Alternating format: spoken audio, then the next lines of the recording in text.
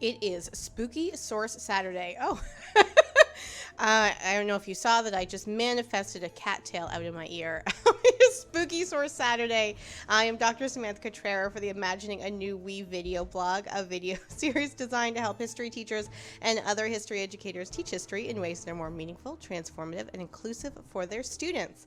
Source Saturday is a series I have been doing since the fall, talking to historians and creators and archivists about particular sources and talking about how they can challenge a more traditional way that we often teach and learn history. And because I like a good theme and like an opportunity to buy a themed new dress, I put out a call for anyone doing spooky types of history. And I'm putting them together in this series of 5 different Source Saturday videos, Spooky Source Saturday videos, talking about things from graves to hauntings to like ghost walks, and like it's a very cool collection of things. And you know, I did not think that I was going to like learn more about history doing these like spooky conversations. I thought I would just like get to know different aspects of the history, but I have learned so much. And so this introduction is the same for everyone. Then we'll do the introduction for the individual speaker, and then we'll do the video. So I hope you enjoy them as much as I do. They're posting before Halloween so that you can incorporate these ideas into your classroom the week before Halloween. Please comment below if you did incorporate any of these videos into your classroom and what the response was from your students. So let's go over to Zoom.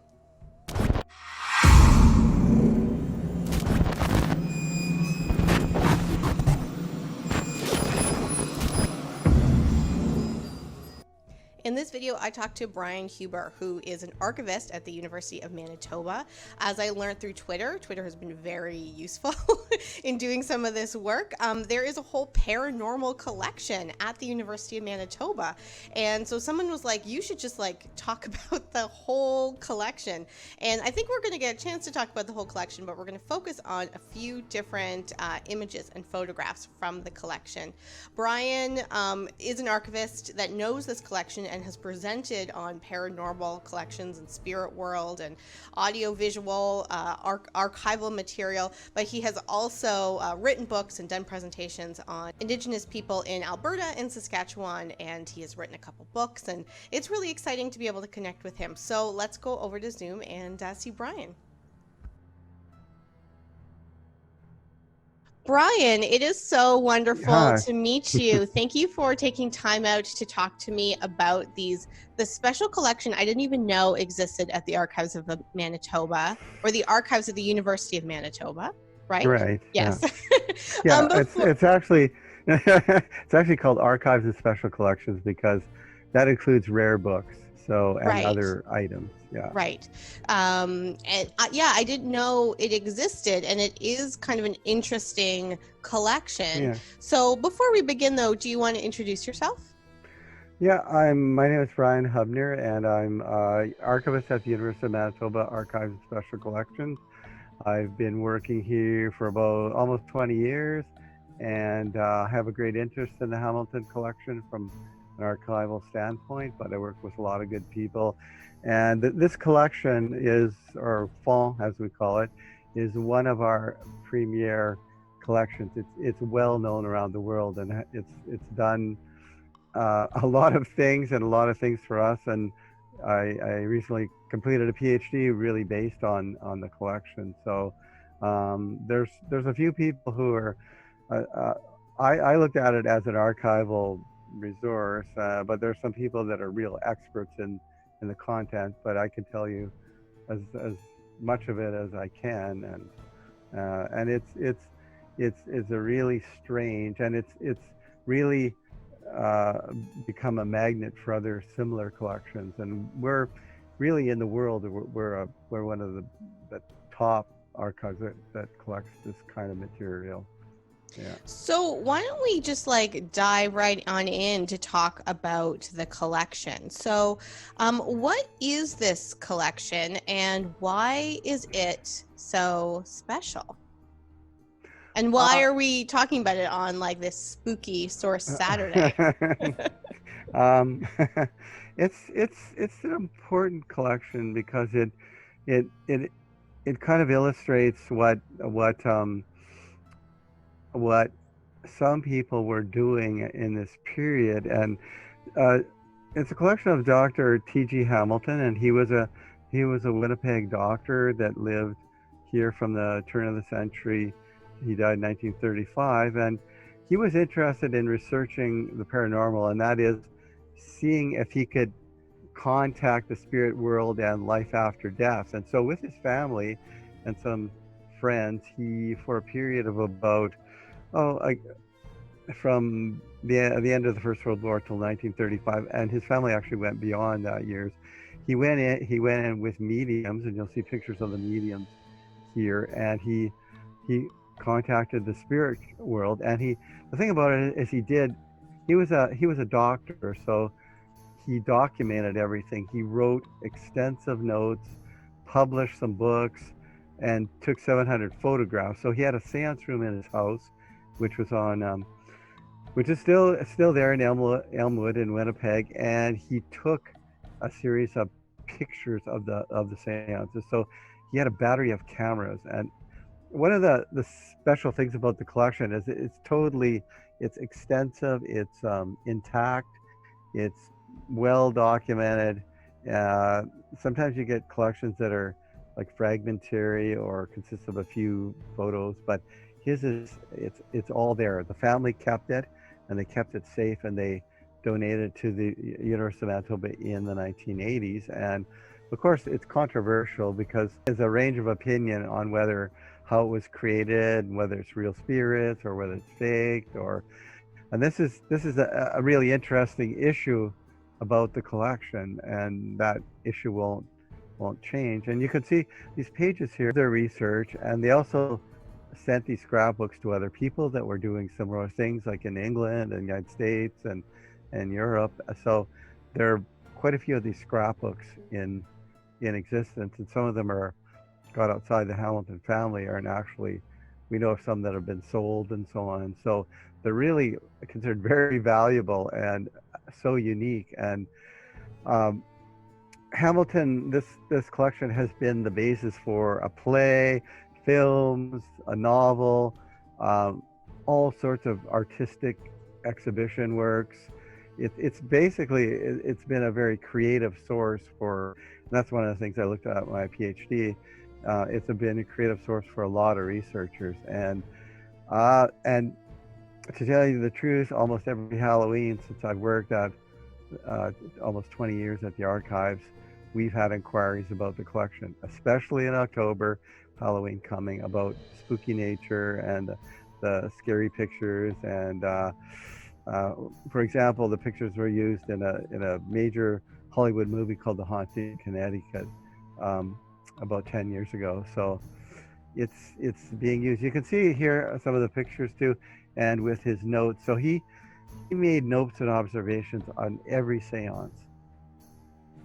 And you can see in these pictures, if you go down and see the ones with there's some of the notes and his cameras, but you can see that there are several women in the pictures, and there are two Marshall sisters, Mary Marshall, and there's a woman named Elizabeth Poole, and these were Hamilton's mediums. So you can't, there's I believe that's Mary Marshall. So the mediums, they would sit in a seance circle in the dark with the cameras, and the mediums would, through spirits, would direct the seances. And the mediums were the ones that produced these ghostly images and these white, sort of billowy, cloudy things. And these are called, there's a good picture of Mary Marshall down at the bottom of that. Pictures like these are quite, there are several pictures like this, similar to this, that are of Mary Marshall, and they're quite famous. You can see the ectoplasms come out of the mouth or nose, and they're kind of these cottony, billowy substances, and often they have pictures inside of them. And these pictures, again, whatever you think they might be, there's a close-up. You can see looks like a photographic image, and some people say they're cut out of newspapers and stuck on there, and others say they are spirits. And often they would resemble famous people or spiritualists, like Sir Arthur Conan Doyle, who was the author that wrote Sherlock Holmes, was a famous spiritualist, and the Hamiltons contacted him after he died, and his image appears in one of these. And there are several famous spiritualists or even famous writers that appear in the pictures. So those are some of the pictures. So you had said, it's interesting because it sees what people are doing during this period, and so I guess my first question is what period? Because right at the beginning here, I thought I saw like post World War II. I don't know where I saw that. Oh, maybe because I saw 1952 here, but then in that photograph that we just looked at, the weird ectoplasm photograph in the middle, or not photograph. It says 1929 down here. So can you maybe place these in a historical context? Sure. Spiritual, I'll just go backwards a little bit, and I'll talk about spiritualism in its origin. Its origin was in upstate New York in the 1840s, and there were a group of sisters called the Fox Sisters, who in their house in Hydesville, New York, contacted spirits, and they became the first real mediums. And so they were doing table rappings and communications. And from this, a big religious movement kind of exploded for about 20 years, mainly in the United States, but in England and France, and it came to Canada.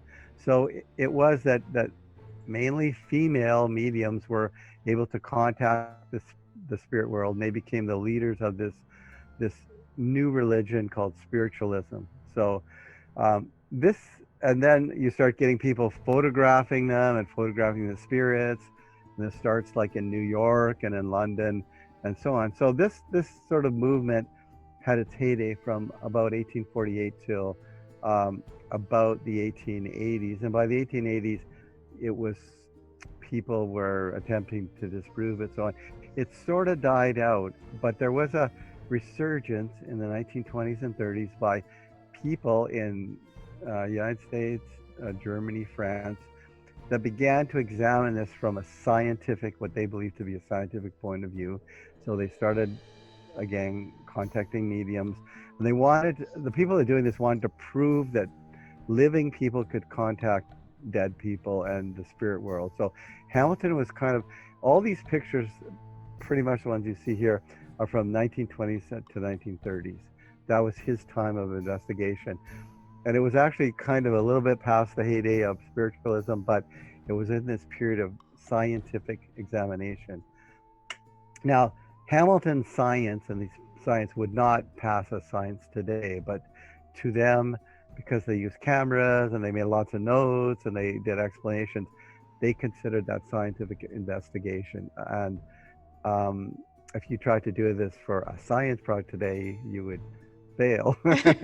I spoke to somebody else for this series where we looked at audio recordings of seances from around this same period, and we were talking about, like, in this period it's kind of an interesting intersection between gender and technology, because there are a lot of women that are being mediums, and then the technology is a way to categorize their work, and it's interesting the prominence of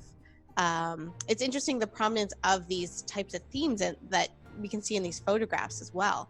Women were definitely the leaders. There were some male mediums, but like the Fox Sisters, and there were several really famous mediums, became the leaders and the main proponents of this. And you have to remember, at this time, generally the organized form of religions excluded women from leadership positions, like no female priests, etc. So this was a place where women really began to lead religion, and it continued on. Now, you mentioned about the technology. Part of it is the technology of the camera. And I mean, cameras, were first used in, I believe, 1830s, but really came into the road in the 1860s. But even into the 20s and so on, they were kind of mysterious specialist photographers used them, and they were using not rolled film like, well, now it's all digital, of course, but not even rolled film as was in, you know, 20 years ago. They're using glass plate negatives in cameras. So the photographer, there was a mystery about the camera, like what's going on here. And the photographer had a lot of control over the developing and what could be produced. And there was also the feeling like this was a period when X-rays or ultraviolet rays are being discovered. So there's also this thing where cameras and these devices can detect really strange new things that we can't see with our eyes. So this technology can detect these things, and these specialists that know about these machinery can show us, you know, what they see. So yeah, because it's interesting. yeah, Like we, you know, in 2020, we, you know, certainly feel, I think, an anxiety towards technology. Like we recognize the ways that we're reliant on certain types of technology, but this exploration and discovery of technology and the limits of technology and the creative exploration of technology happens every time there's like a big new thing. And so that's kind of a cool thing to integrate into this conversation too, about the ways that this technology is influencing what people think, how people believe, and what counts as science and what counts as discovery. Right. Yeah, there was an anxiety about technology, but there was also a sense of discovery. So you have both things here, and there's an element of mystery, and you know, these people who investigated really were attuned to this, and the camera kind of becomes less definitely by the 1930s. The camera is less mysterious and more, you get Browning cameras and Kodak and Polaroid creating cameras that are widely cheap and widely available by the general public. So the mystery of the camera fades, and that's part of the reason why even this sort of period of investigation by the 1940s is pretty much over. Although people do it, and there are people doing it in different, with digital cameras and more kind of in graveyards and so on. They're still taking these kind of pictures.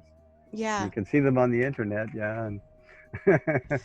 And so what do you, I mean, I know that you're an archivist, but in your doctoral research, you know, you've looked at how this collection is used and some of the meanings of this collection.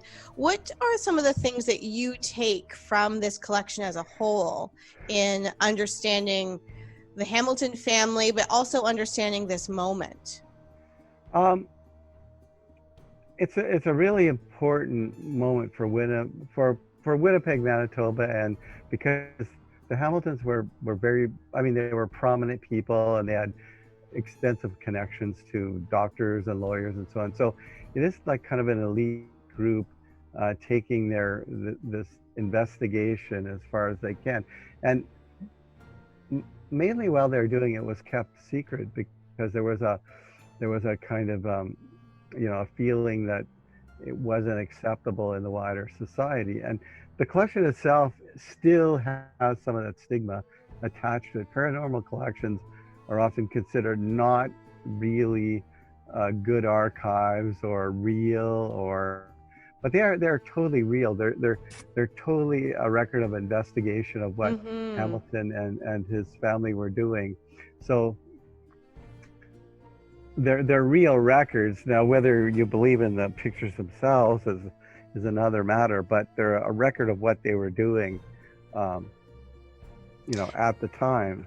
And I think it's a good point that you said that, like, these are doctors and lawyers. Like, this is not a fringe group. Like, maybe some of the activities are a little fringe, but like these people are like very elite key members of society. Yeah, that's true. And near the end of Hamilton's investigation, he did announce that he was doing it, and he published, and he gave talks and so on. So he did publicize it. It was, in a sense, it was a fringe group, but it was certainly, you know, a well-positioned strata of society, and that when Hamilton came out to his colleagues, it kind of made it a little more acceptable. But the images themselves have never, they really, when people see them or they've been on, I mean, they're all digitized online. People see them, the reaction is very different. Some people believe and some people think we shouldn't even have them because they're fake, and some people are excited by the possibilities for creation of different, like I mentioned, artworks and written work, so they like to use them. So it's really, really varies, and which is part of what I did in my research, is like how people like react to it and how they use them, in how our researchers will take this collection and kind of go with it in whatever direction they like to. And there are many directions, and it's always really exciting because there's so many different ways to interpret it, and you can interpret it as a scary Halloween thing, or as a real as a paranormal investigation, or as a creative work of art. It's so varied. Well, I think that's a good segue into the last question, which is how can using a font like this, using a collection like this, help challenge how we normally understand this historical period, and maybe drawing on how some people have used it as inspiration, creative inspiration as well as historical inspiration, might be kind of a good way into that question. Yeah, well, people have used it in many ways. Now, I mean, it tells you something about what their religious concerns were in the 1920s and 30s, and people have invested. I mean, for Winnipeg society, Canadian society, because they weren't the only ones doing this. You can do a lot with that research, and how technology is used to research paranormal collections, and paranormal researchers and so on exist today, of course, and how they view this collection. It's a great resource, and it's really it really, you can interpret in so many different ways that it makes it such a prominent thing for us. And one of the things that it does for archives that I talked about is that, because let's say the University of Manitoba Archives in 1982, some of the people running the archives took a chance with this, because there were a lot of people who say never take that, it's junk, we shouldn't even look at it. They took it, and they perhaps endured a little criticism that they shouldn't waste resources on something that's fake, so on and so on. But because of this collection, since that time, 30 years, other people who have similar collections, who do investigations, have said, the University of Manitoba Archives has Hamilton, we can maybe donate there. It sort of becomes, you want to use a term, safe space for people doing research and donating some of their own archival material. So you begin to create this archives that consists of, maybe Hamilton is the linchpin, the main one, but many varied paranormal collections. And really, because of this, and I sent you the link to the other collections we have. The University of Manitoba Archives now has, it would be probably rival to any collection anywhere in the world. Yeah, this is the list. Yeah, we have a unrivaled collection of paranormal material, and that's because people, and to this day, say, I'd like to give my material there, because they respect it and they understand it, and they will treat it the way it should. And that's one of the things that came out of that donation in 1982.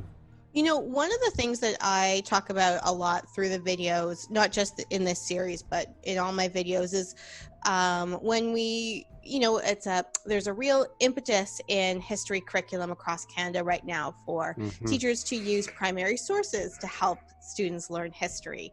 And I think there's this idea that if it's a primary source or if it's in an archive, that like there's an element of like fact there. And so it's really interesting to hear you talk about these collections, because you're saying like, we're not bringing this in because it's fact or because it's fiction, but because it represents an important moment, an important set of records.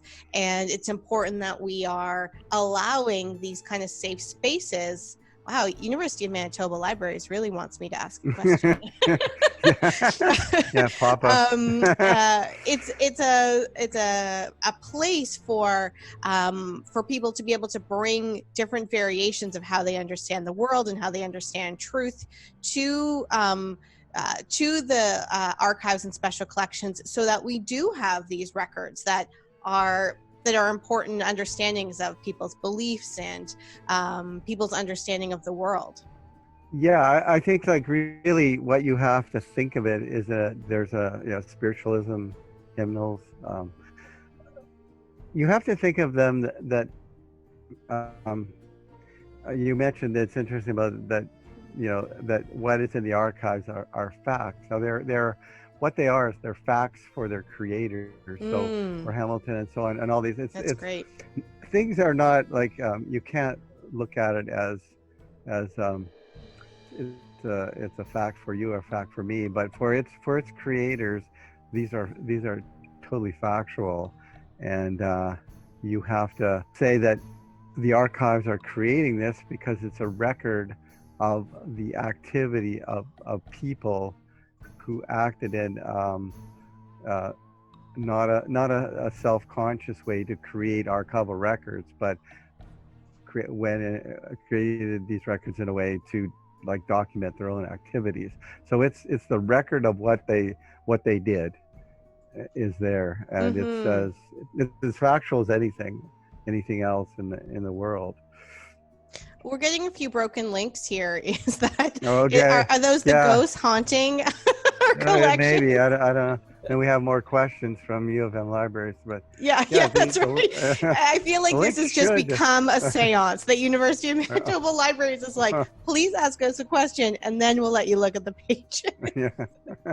Are there any other fonts here that we should be aware of that are digitized, that are easily accessible, or the Hamilton family font the best one?